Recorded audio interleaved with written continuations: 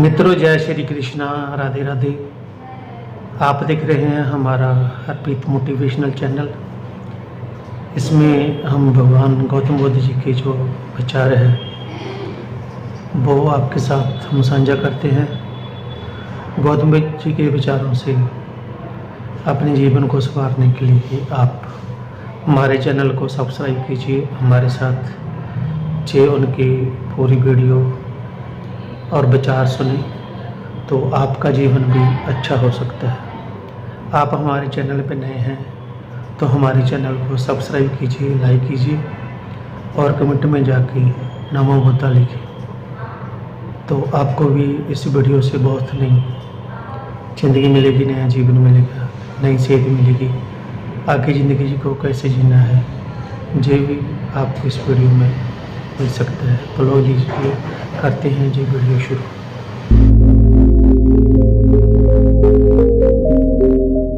कहते हैं कि बुद्धि बाजार में नहीं बिकती, बल्कि बुद्धि को हम खुद ने बदलाव करके ही हासिल किया है।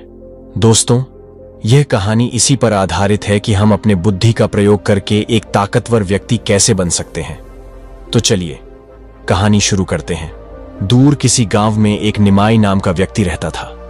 वह इस बात से परेशान था कि वह प्रभावी इंसान नहीं है। वह बहुत कोशिश करने के बावजूद भी अपनी बातों, अपने काम और अपने स्वभाव से लोगों को प्रभावित नहीं कर पा रहा था। उसकी बहुत इच्छा थी कि वह एक ऐसा इंसान बने जिसकी सब बात माने, जिसके साथ सब काम करना चाहे और अपना समय बिताना चाहे। लेकिन उसके साथ सब कुछ उल्टा हो रहा था। ना तो कोई उसके साथ समय बिताना पसंद करता था और ना ही कोई उसकी बातों को गंभीरता से लेता था। कुल मिलाकर लोगों के बीच वह तो था, लेकिन हमेशा खुद को अकेला ही महसूस करता। उसके उपस्थित होने या ना होने से किसी को कुछ खास फर्क नहीं होता था। इन सब घटनाओं की वजह से उसका आत्मविश्वास भी दिनों दिन कम होता जा रहा था। अपनी ऐसी हालत को देखकर वह बहुत ही उदास और परेशान रहने लगा। जिस नगर में वो रहता था उसी के बाहर एक बौद्ध भिक्षु भी रहते थे। वह बौद्ध भिक्षु अपने अति प्रभावशाली व्यक्तित्व के लिए प्रसिद्ध थे। जो भी उनसे मिलता वह उनसे प्रभावित हो जाता था। उनके बात करने का तरीका, उनके हाव भाव और उनका लोगों को समझना और समझाने का तरीका बहुत ही प्रभावी और आकर्षक था। सभी कहते कि वह एक बहुत ही प्रभावशाली व्यक्ति हैं, जिनके व्यक्तित्व में ऐसा जादू है जो किसी को भी मोहित कर देता है। एक दिन शाम के समय वह व्यक्ति उदास मन के साथ तालाब के किनारे बैठा हुआ था। तभी उसका एक मित्र उसके पास आता है और कहता है, दोस्त, मुझे तुम्हारी समस्या का हल मिल गया। यह सुनकर निमाई बहुत अधिक खुश हुआ।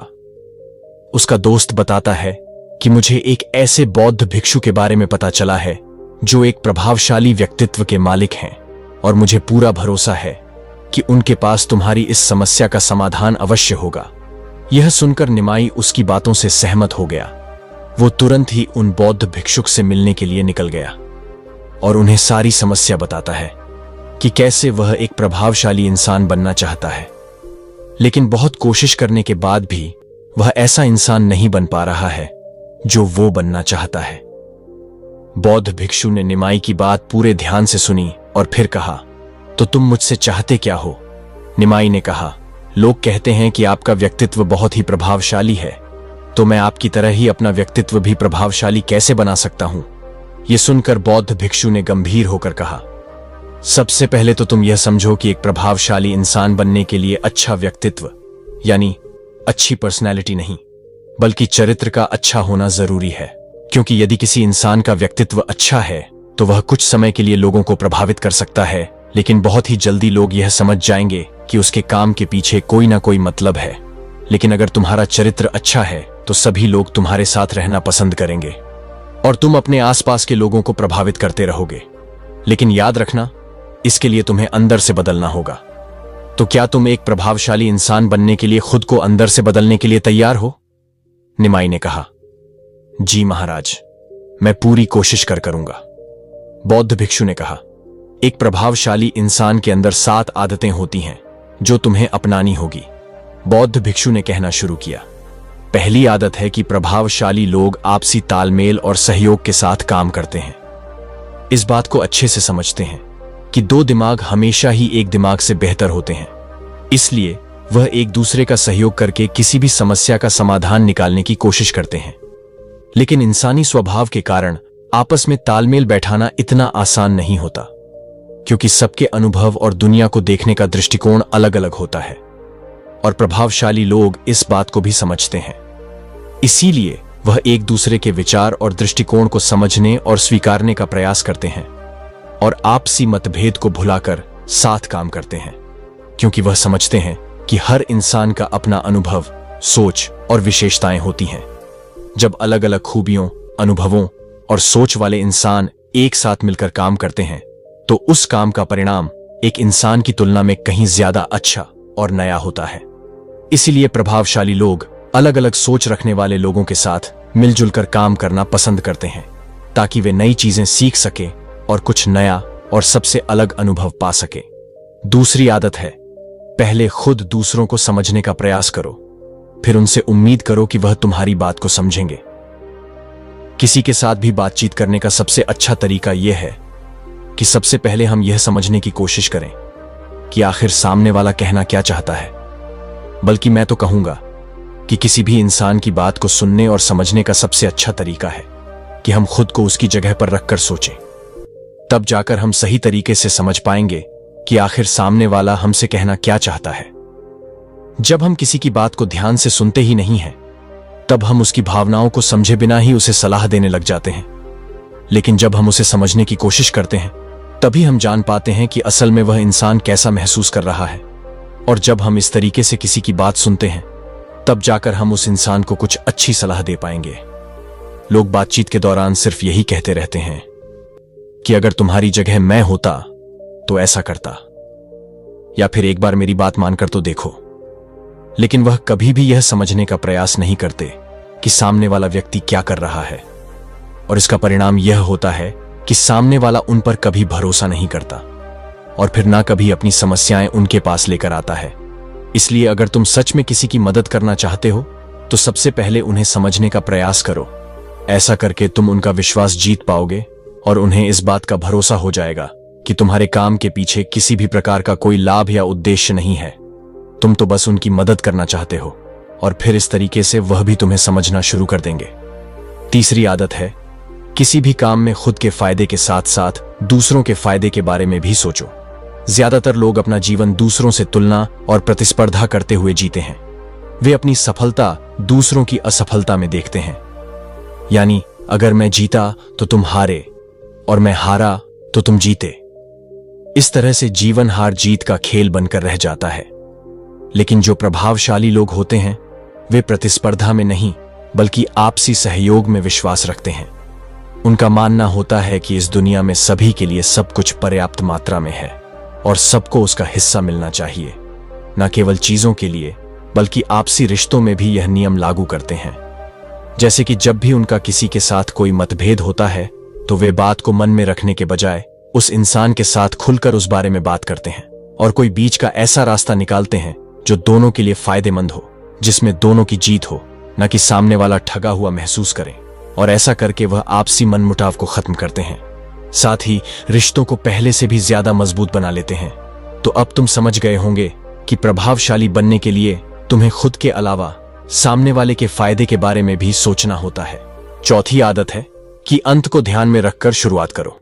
इसका मतलब है कि तुम जब भी कोई दिग्गज लक्ष्य बनाओ तो तुम्हें स्पष्ट रूप से पता होना चाहिए कि तुम उस काम को क्यों कर रहे हो और उसे कैसे पूरा करना है। यानी कि हर काम की शुरुआत में ही तुम्हें उसे करने का कारण और काम को पूरा करने की योजना स्पष्ट रूप से पता होनी चाहिए। और एक बार जब तुमने अपने काम का क्यों और कैसे पता कर लिया तो फिर तुम्हारे रोज के छोटे छोटे काम और उसके परिणाम तुम्हारे लक्ष्य की तरफ होने चाहिए, तुम्हारी योजना से मेल खाने चाहिए। अगर तुम हर रोज वह नहीं कर रहे हो जो तुम्हारे लक्ष्य के लिए जरूरी है तो तुम कभी भी एक प्रभावशाली व्यक्ति नहीं बन सकते। जैसे कि अगर तुमने अपना वजन कम करने का लक्ष्य निर्धारित किया है और अगर तुम हर रोज मेहनत नहीं कर रहे हो, पसीना नहीं बहा रहे हो, तो इसका मतलब है कि तुम्हारे रोज के काम तुम्हारे लक्ष्य और उसकी योजना से मेल नहीं खा रहे हैं। यदि तुम्हारी कहनी और करनी में अंतर है और इस तरीके से लोग कभी भी तुमसे प्रभावित नहीं होंगे। इसलिए अगर तुम एक प्रभावशाली व्यक्ति बनना चाहते हो तो तुम्हें तुम्हारे काम का कारण और उसे पूरा करने का तरीका स्पष्ट रूप से पता होना चाहिए, और साथ ही तुम्हारे विचार और कर्म भी उसके साथ मेल खाने चाहिए। बौद्ध भिक्षु ने आगे कहा, 5वीं आदत है, जरूरी चीजें सबसे पहले करो। एक दिन में हमारे सामने बहुत से काम होते हैं, लेकिन हम हर काम तो नहीं कर सकते, इसलिए हमें अपने सबसे महत्वपूर्ण कामों को सबसे पहले करना चाहिए।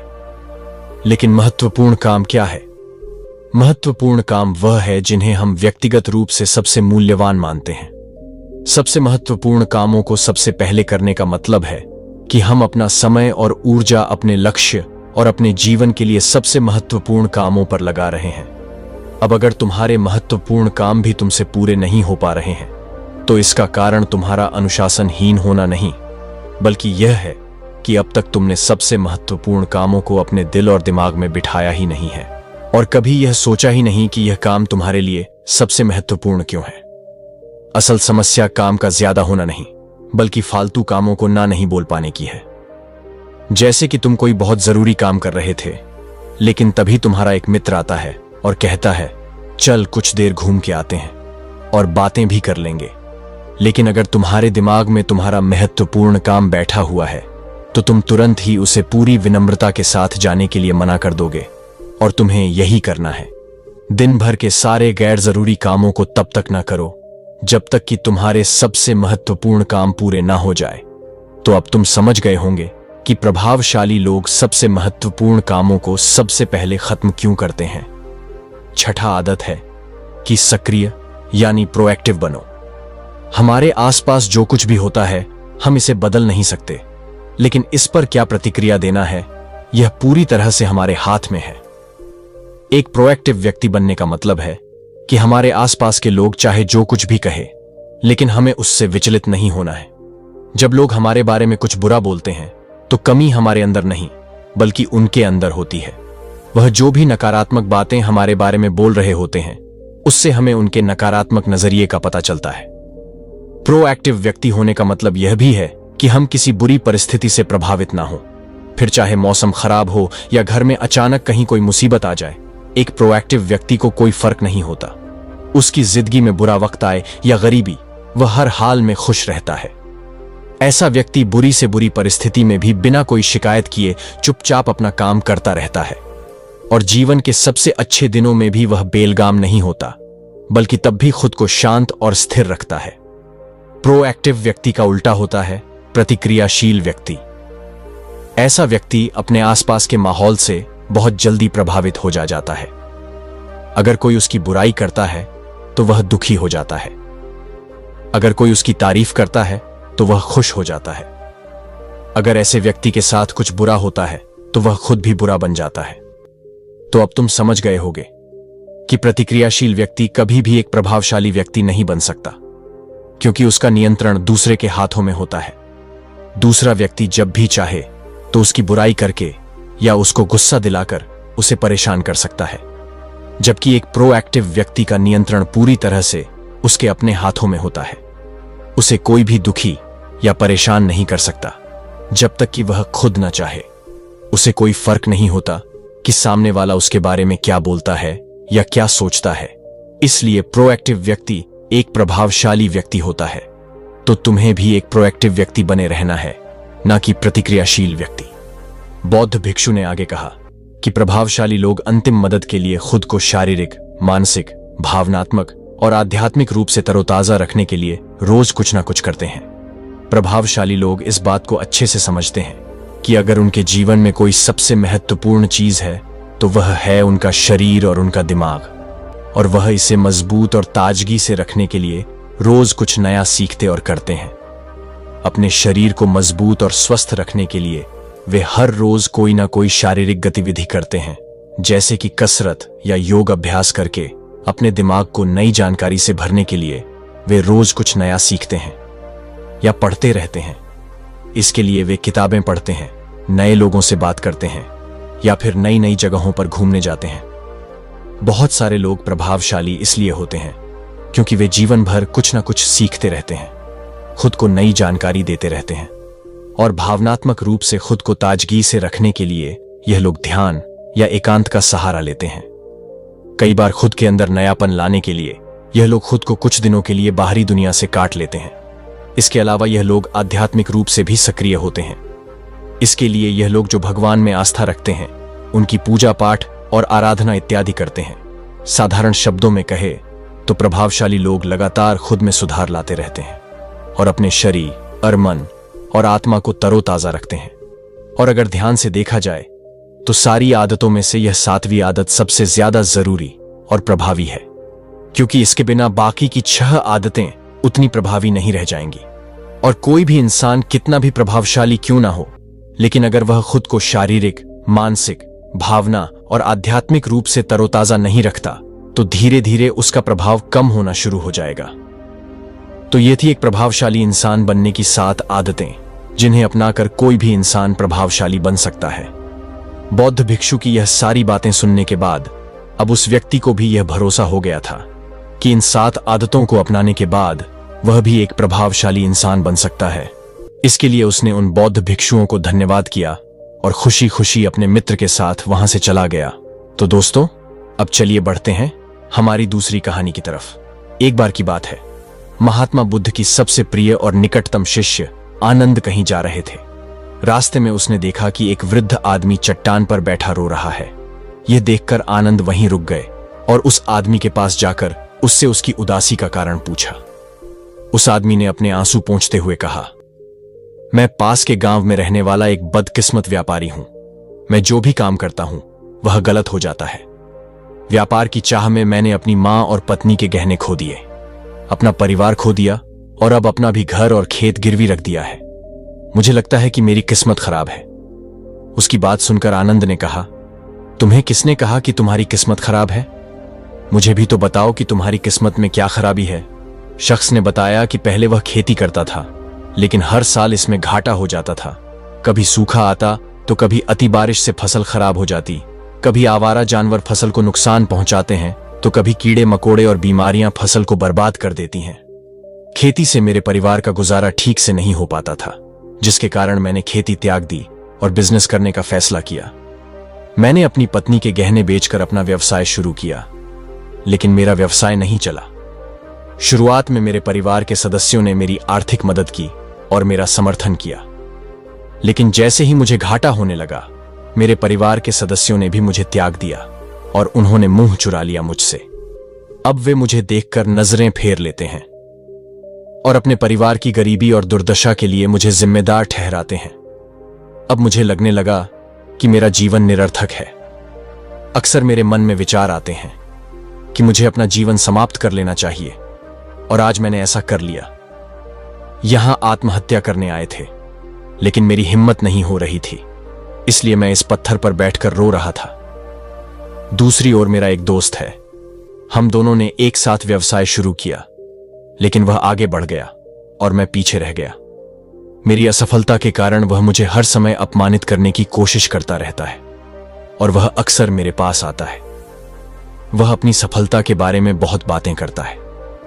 वह मेरे परिवार को बताता है कि उसने कितनी मेहनत करके इतना दिग्गज व्यवसाय बनाया है, और वह अक्सर मुझे, मेरी पत्नी और मेरे माता पिता को अपने फलते फूलते व्यवसाय की कहानियां सुनता है, जिससे मेरा परिवार प्रशंसा करता है, लेकिन वे मेरे बारे में बुरा बोलते हैं। वे मुझे निकम्मा और कमजोर दिमाग वाला कहते हैं। मेरी पत्नी और मां मुझे हर बात पर ताना मारते हैं, जिससे मुझे बहुत दुख होता है और कभी कभी मुझे अपनी असफलता पर गुस्सा आता है, लेकिन मैं समझ नहीं पाता कि क्या करें। यह सुनकर भिक्षु आनंद ने पूछा, आपको किस बात से दुख होता है? आपकी अपनी असफलता या आपके मित्र की सफलता? सवाल सुनकर उस आदमी ने एक पल सोचा और फिर कहा, सच बताऊं तो मुझे अपनी असफलता पर उतना दुख नहीं होता जितना अपने दोस्त की सफलता पर होता है। भिक्षु आनंद ने अगला प्रश्न पूछा, यदि आपका मित्र व्यवसाय में असफल हो जाता और आप सफल हो जाते तो क्या आप खुश होते? व्यक्ति ने कहा, हां, मुझे बहुत खुशी होगी। आनंद ने कहा, मतलब आपकी खुशी आपके दोस्त पर निर्भर करती है। अगर वह चाहे तो आपको खुश कर सकता है, और अगर वह चाहे तो आपको दुखी भी कर सकता है। आप खुद से ना तो खुश हो सकते हैं और ना ही दुखी। भिक्षु आनंद की बातें सुनकर वह व्यक्ति कुछ देर सोचने लगा और फिर बोला, आपकी बातें सुनकर मुझे कुछ आशा जगी है। तब भिक्षु आनंद ने कहा, जब हम किसी चीज की आशा करते हैं तो हम उस पर निर्भर हो जाते हैं, फिर हमारा सुख दुख भी उस पर निर्भर होने लगता है। इसलिए सबसे अच्छा है कि आप खुद से ही उम्मीद करना शुरू कर दें। जब आप ऐसा करते हैं और साथ ही मेहनत और ईमानदारी से काम करते हैं तो आपको सफलता जरूर मिलेगी। आप सोचते हैं कि आपका दोस्त आपको नीचा दिखाने के लिए आता है, वह आपको दुखी करने के लिए आता है, लेकिन अगर आप ईमानदारी से सोचे तो वह जो बातें कहता है वह सच होती है। आपको उनके संघर्षों और अनुभवों के बारे में बताता है। आप उन चीजों से बहुत कुछ सीख सकते हैं। आपको उनका आभारी होना चाहिए कि आपको घर बैठे इतने सारे अनुभव मिल रहे हैं। उन अनुभवों का लाभ उठाएं, नई शुरुआत करें, ईमानदारी से काम करते रहे। एक दिन तुम्हें सफलता अवश्य मिलेगी।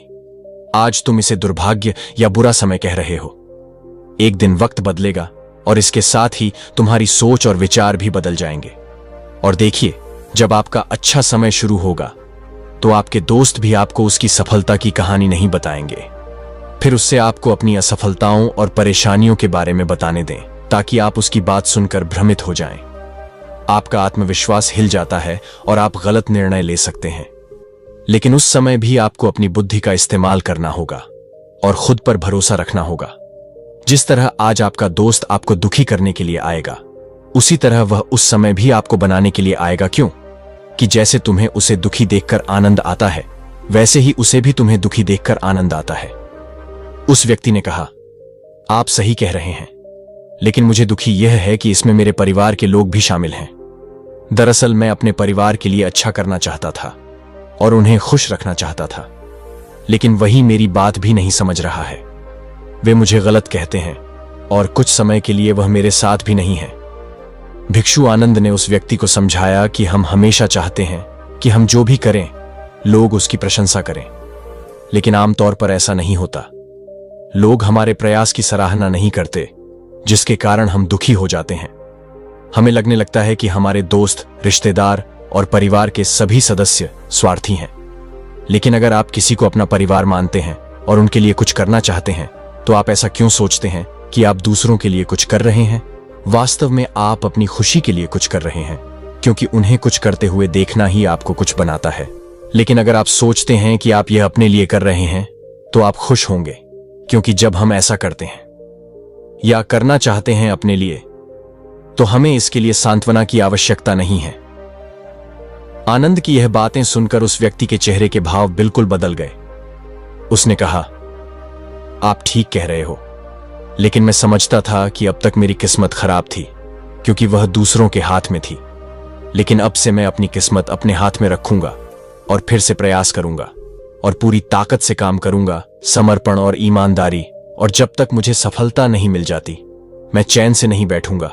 यह सुनकर आनंद मुस्कुराए और उन्हें एक छोटी सी बॉक्स देते हुए कहा, इस बॉक्स को हमेशा अपने पास रखना। इसमें एक मंत्र है जो तुम्हें दुख से भी बाहर निकाल देगा, लेकिन इस बॉक्स को तभी खोलना जब तुम्हारे सारे रास्ते बंद हो जाएं, कोई आशा नहीं है और तुम्हें लगता है कि सब कुछ व्यर्थ है, यह दुनिया व्यर्थ है और यहां रहना भी व्यर्थ है। उस आदमी ने साधु आनंद को धन्यवाद दिया और बक्सा लेकर अपने घर लौट आया।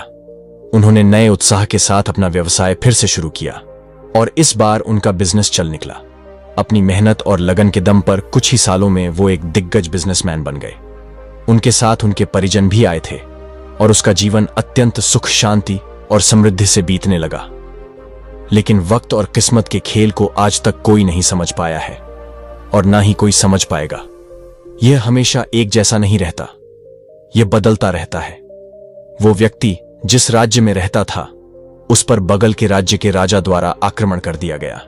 उस हमले में उस व्यक्ति का सारा पैसा भी लूट लिया गया, उनकी दुकान और घर जला दिया गया। अपनी जान बचाने के लिए उन्हें अपने परिवार सहित वहां से भागना हुआ। व्यक्ति कई दिनों तक अपने परिवार के साथ इधर उधर भटकता रहा। वह हर छोटी चीज के लिए मोहताज हो गए। उनका बच्चा बीमार हो गया और इलाज के अभाव में बीमारी से बुरी तरह पीड़ित होने लगा। यह देखकर उसका हृदय चीत्कार करने लगा। उनके पास अपने बेटे का इलाज कराने और अपने परिवार का भरण पोषण करने के लिए पैसे के नाम पर एक सिक्का भी नहीं था। वह अंदर से टूट गया था और निराशा एक बार फिर उस पर हावी हो गई। उसे लगने लगा कि उसका जीवन निरर्थक है। सारा संसार अर्थहीन था। लेकिन तभी अचानक उसे भिक्षुक आनंद द्वारा दी गई बॉक्स की याद आई। उसने बहुत उत्सुकता से उसे खोला तो बॉक्स के अंदर एक पर्ची मिली। उस पर कुछ लिखा हुआ था। पर्ची पढ़ते ही उसकी आंखों के सामने छाया निराशा का अंधेरा गायब हो गया और वह अचानक मुस्कुरा दिया। पर्ची पर लिखा था कि यह वक्त भी गुजर जाएगा। दोस्तों, यह कहानी हमें सिखाती है कि समय के खेल को समझना संभव है। यह हमेशा बदलता रहता है। इसीलिए हमें बुरी परिस्थितियों में निराश नहीं होना चाहिए। आत्मविश्वास बनाए रखना होगा, क्योंकि समय बदलता है। यदि आज बुरा है तो कल निश्चित ही अच्छा होगा। एक समय की बात है। भूख, प्यास और थकावट से व्याकुल राजा जंगल के किनारे एक टीले पर बैठ गया। कुछ देर बाद उसने वहां 3 बालकों को देखा। तीनों बालक अच्छे मित्र थे। वे गांव की ओर जा रहे थे। राजा ने कहा, सुनो बच्चों, जरा यहां आओ। राजा ने उन्हें अपने पास बुलाया। बालक जब वहां पहुंचे तो राजा ने उनसे पूछा, यहीं से जरा भोजन और जल मिलेगा? मैं बहुत प्यासा हूं और मुझे भूख भी बहुत लगी है। बालकों ने उत्तर दिया, अवश्य, हम घर जाकर अभी कुछ ले आते हैं। वे एक गांव की ओर भागे और तुरंत राजा के लिए जल और भोजन ले आए। राजा बच्चों और प्रेम को देखकर बहुत प्रसन्न हुआ। राजा बोला, प्यारे बच्चों, तुम लोग जीवन में क्या करना चाहते हो? मैं तुम सबकी सहायता करना चाहता हूं।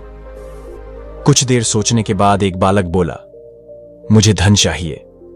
मैंने कभी 2 समय की रोटी नहीं खाई है, कभी सुंदर वस्त्र नहीं पहने हैं, इसीलिए मुझे केवल धन चाहिए। राजा मुस्कुराकर बोले, ठीक, मैं तुम्हें इतना धन दूंगा कि जीवन भर सुखी रहोगे। यह शब्द सुनते ही बालकों की खुशी का ठिकाना ना रहा। दूसरे बालक ने बहुत उत्साह से पूछा, आप मुझे एक दिग्गज बंगला और सवारी देंगे? राजा ने कहा, अगर तुम्हें यही चाहिए तो तुम्हारी इच्छा भी पूरी हो जाएगी। तीसरे बालक ने कहा, मुझे ना धन चाहिए ना ही बंगला, मुझे तो आप ऐसा आशीर्वाद दीजिए जिससे मैं पढ़ लिख कर विद्वान बन सकूं और शिक्षा समाप्त होने पर मैं अपने देश की सेवा कर सकूं। तीसरे बालक की इच्छा सुनकर राजा बहुत प्रसन्न हुआ। उसने उसके लिए उत्तम शिक्षा का प्रबंध करवाए। वह परिश्रमी बालक था, इसलिए दिन रात एक करके उसने पढ़ाई की, विद्वान बन गया और समय आने पर राजा ने उसे अपने राज्य में मंत्री पद पर नियुक्त कर लिया। एक दिन अचानक राजा को वर्षों पहले की उस घटना की याद आई। उन्होंने मंत्री से कहा, वर्षों पहले तुम्हारे साथ जो 2 और बालक थे, अब उनका क्या हालचाल है? मैं चाहता हूं कि एक बार फिर मैं एक साथ तुम तीनों से मिलूं। अतः तुम कल अपने उन दोनों मित्रों को भोजन पर आमंत्रित कर लो। मंत्री ने उन दोनों को संदेश भिजवा दिया और अगले दिन सभी एक साथ राजा के सामने में उपस्थित हो गए। आज तुम तीनों को एक बार फिर साथ देखकर मैं बहुत प्रसन्न हूं। इसके बारे में तो मैं जानता हूं, पर अपने बारे में बताओ। राजा ने मंत्री के कंधे पर हाथ रखते हुए जिस बालक ने धन मांगा था बहुत दुखी होते हैं बोला, राजा साहब, मैंने उस दिन आपसे मांगकर गलती की। इतना सारा धन पाकर मैं आलसी बन गया और बहुत सारा धन बेकार की चीजों में खर्च कर दिया। मेरा बहुत सा धन चोरी भी हो गया और कुछ वर्ष में ही मैं वापस उसी स्थिति में पहुंच गया जिसमें आपने मुझे देखा था। बंगला मांगने वाले बालक भी अपना रोना रोने लगा। महाराज, मैं ठाठ से अपने बंगले में रह रहा था। पहले आई बाढ़ में मेरा सब कुछ बर्बाद हो गया और मैं भी अपने पहले जैसी स्थिति में पहुंच गया। उनकी बातें सुनने के बाद राजा बोले, इस बात को अच्छी तरह गांठ बांध लो। धन संपदा सदा हमारे पास नहीं रहते, पर ज्ञान जीवन भर मनुष्य के काम आता है और उसे कोई चुरा भी नहीं सकता।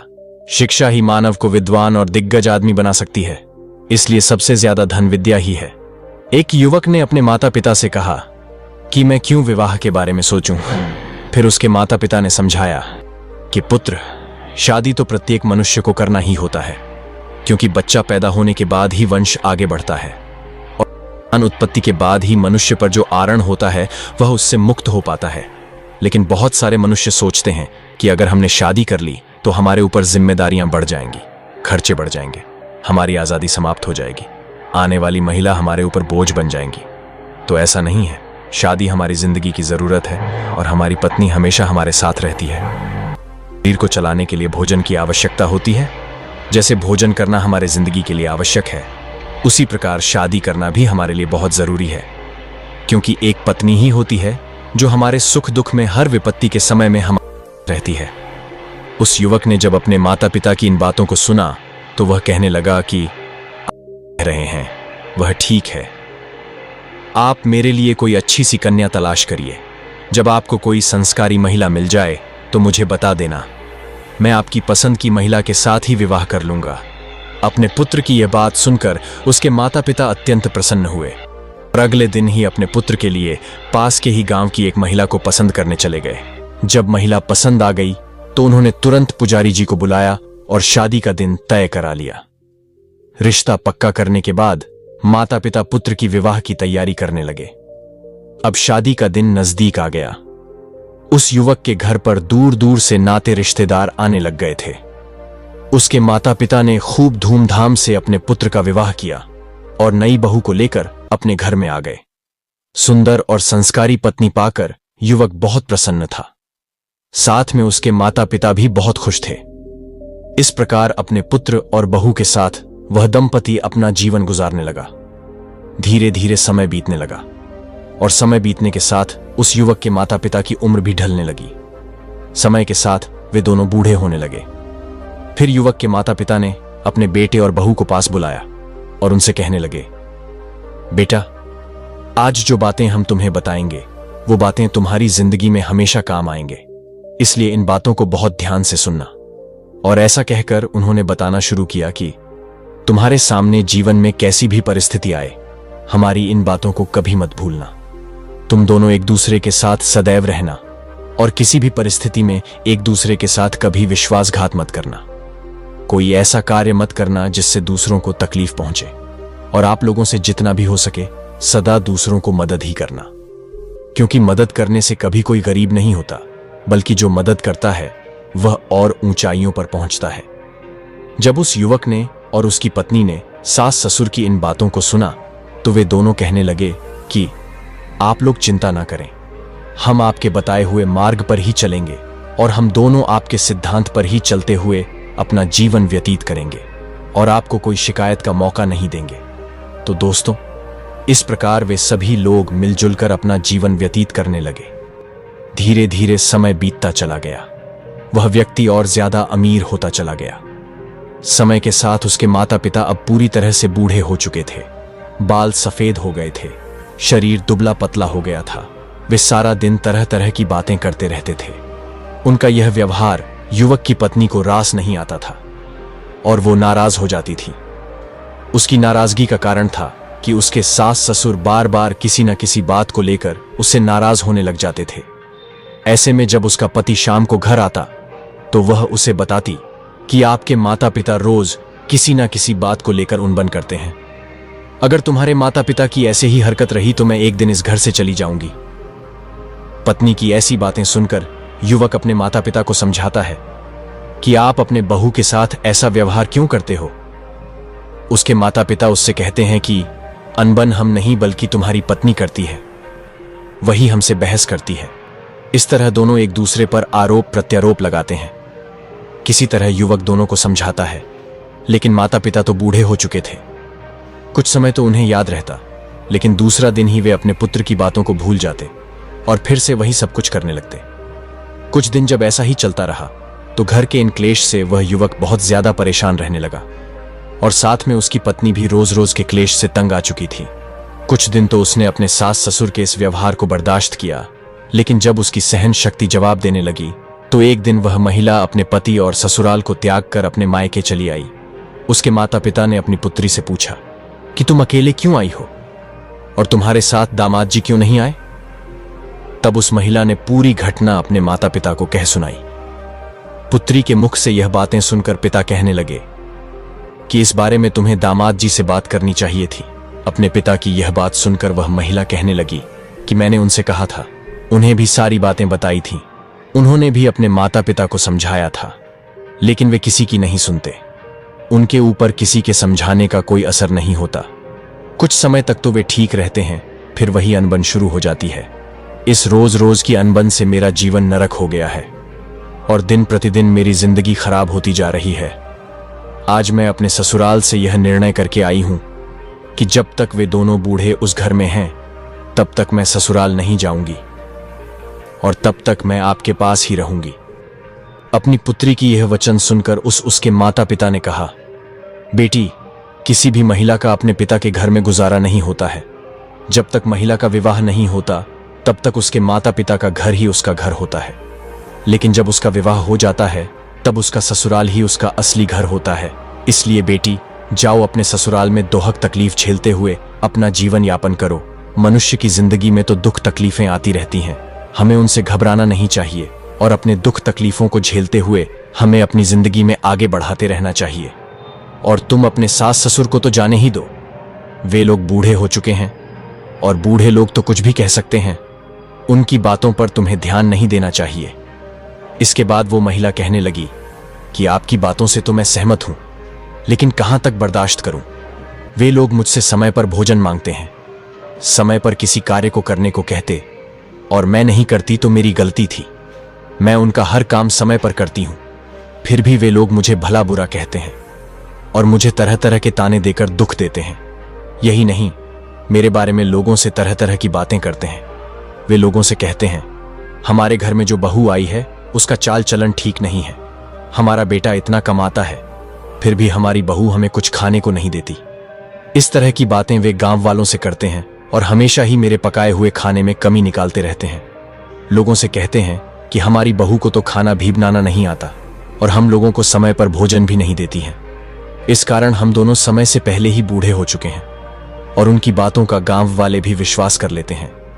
ऐसे में आप ही मुझे बताइए कि मैं उन्हें भोजन क्यों नहीं दूंगी, मैं भला उन्हें भूखा क्यों मरूंगी।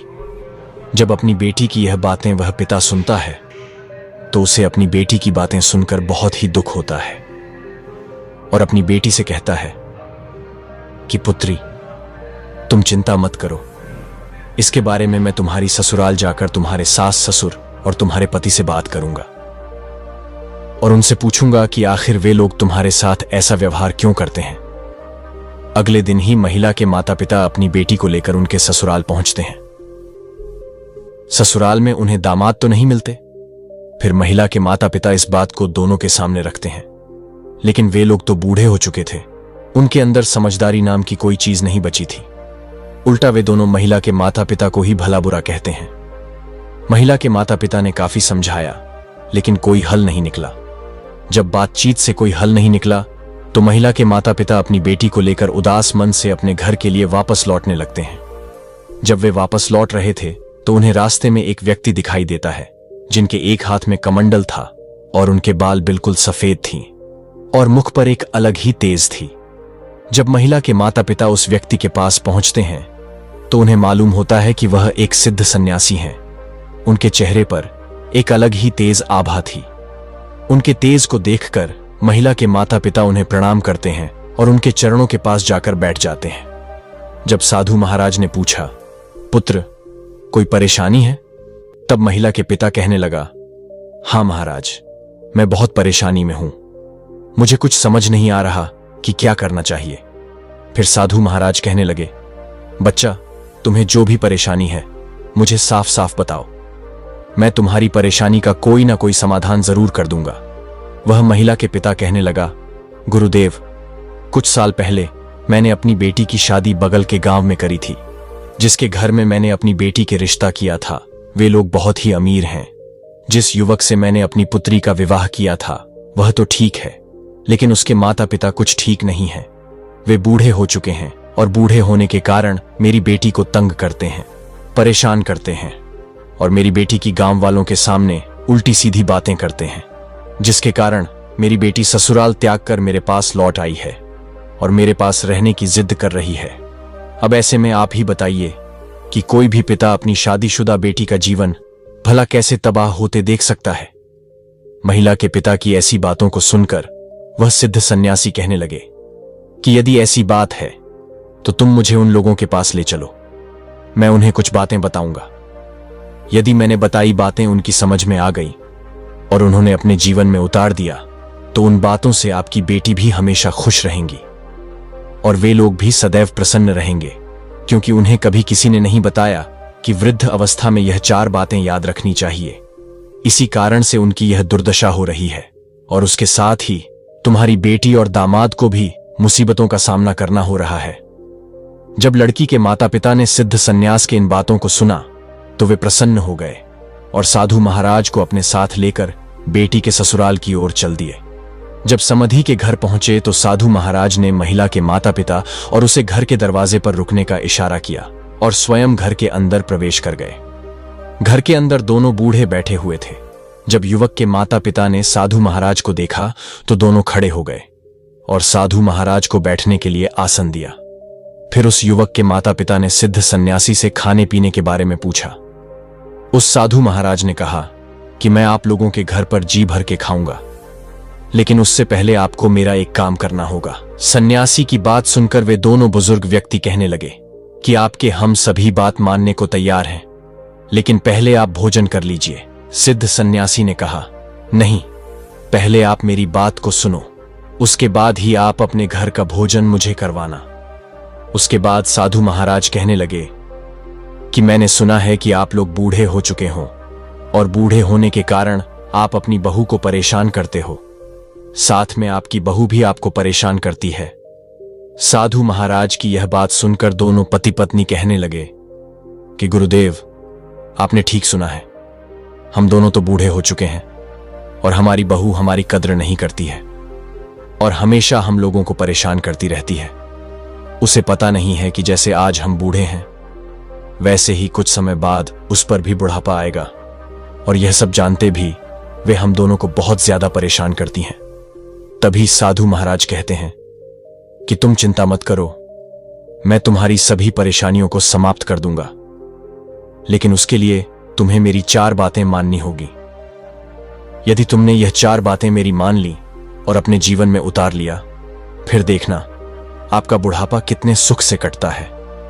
मैं आपको आपके सुखी जीवन के लिए 4 बातें बता रहा हूं, जिससे आप अपने जीवन में अपनाकर हमेशा खुश रहेंगे और कभी भी आपकी बहू या बेटा आपको परेशान नहीं करेंगे। इतना कहने के बाद उन्होंने बताना शुरू कर दिया कि सबसे पहली बात है कि आप बोलते समय अपनी बातों पर ध्यान दें, अपनी वाणी पर ध्यान दें, क्योंकि आपकी वाणी में इतनी शक्ति है जो कि आप अपनी वाणी से किसी का भी दिल जीत सकते हैं और आप अपने वाणी से किसी को भी चोट पहुंचा सकते हैं। इसीलिए तुम्हें अपनी बातों पर ध्यान देनी चाहिए। मान लो, अगर आप मुझसे बात कर रहे हैं, मुझसे बात करने का तरीका आपका कैसा है? अगर आपका बात करने का तरीका मुझे ठीक लगेगा तो मैं आपसे कनेक्ट हो जाऊंगा। यदि आपका बात करने का तरीका मुझे ठीक नहीं लगेगा तो मैं हमेशा के लिए आप लोगों से दूर हो जाऊंगा। इसीलिए मैं यह बताना चाहता हूं कि आप अपनी बातों पर ध्यान दें, क्योंकि बोलने से पहले एक बार सोच लेनी चाहिए कि मैं जो बात बोल रहा हूं उससे अगले व्यक्ति को क्या नुकसान पहुंचने वाला है, या फिर उन बातों से सामने वाले को क्या फायदा होने वाला है। उसी के अनुरूप दूसरों के सामने हमें अपनी बातों को रखना चाहिए। मैं जानता हूं कि मनुष्य जब बूढ़ा हो जाते हैं तो इंसान के शरीर में तरह तरह की बीमारियां होती हैं। वह बोलता तो ठीक है, लेकिन उन्हें पता ही नहीं चलता है कि मैं क्या बोलता हूं। लेकिन आप अपनी बातों पर हमेशा ध्यान दें कि हम लोगों से बातें करें। जब दोनों दंपति ने साधु महाराज के इस बातों को सुना तो दोनों कहने लगे, गुरुदेव, ठीक है, आज से हम दोनों पति पत्नी अपनी बातों पर ध्यान देंगे, लेकिन दूसरी कौन सी बातें हैं वह भी हमें बताइए। तब साधु महाराज कहने लगे कि उचित समय पर ही हमें कोई वस्तु को मांगना चाहिए। जैसे अगर आपको भूख लगी है और उस समय आपकी बहू खाना बना रही है, यदि उस समय आपने भोजन मांगा तो वह भोजन कहां से दे पाएगी? उस समय तो भोजन बनाया जा रहा है।